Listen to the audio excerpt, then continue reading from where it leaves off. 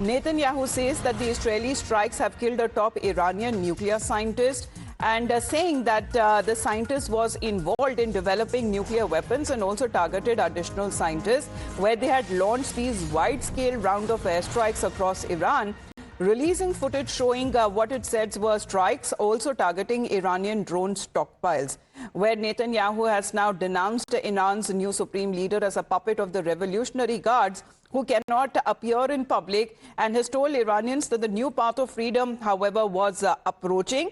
And he says that we are creating the optimal conditions for the fall of the regime. So as far as nuclear scientists are also concerned, Srinjoy, because once, you know, in the coming days, if it is expected, what President Trump says, that the war may end soon, well, the reproduction when it comes to the reconstruction of such skies, you know, missile launchers, drones, or what, you know, U.S. claimed earlier of complete obliteration of nuke facilities, Iran can begin again. So does it seem like an endless loop?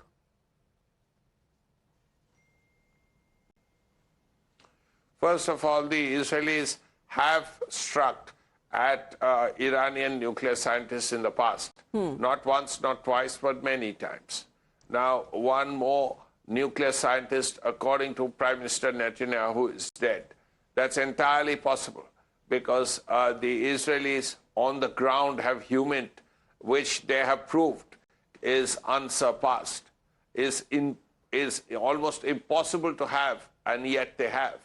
So the Israelis, when they speak of the end of one more nuclear scientist in Iran, it's entirely possible. That's the first thing. Secondly, Iran is a large country and it has a population of about 90 million people. Now, there are many scientists, the establishment is large. So as a result, despite the large number of scientists being killed, there has always been the ability to continue with the nuclear program. Now, how Iran will do it, in what way they will do it, how they will do it, how secretly they will do it, remains to be seen.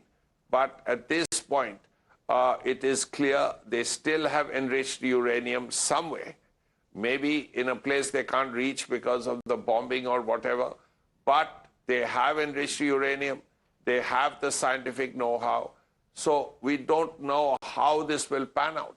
Because, yes, you killed an Iranian nuclear scientist, as you have many in the past. Now, what happens? Does Iran continue to have the ability to go ahead with its nuclear program? That's something not only America and Israel, but the international community will have to look at it. The experts in the international community, parts of the UN who deal with such things, will have to look at it. All right. Please to stay on with us, Srinjoy, because these developments are coming in at a time when we talk about the clarity or the uncertainty that, however, still remains over the main objectives as to why U.S. and Israel's involvement is when it comes to carrying out this conflict that now completes 2 weeks in Iran.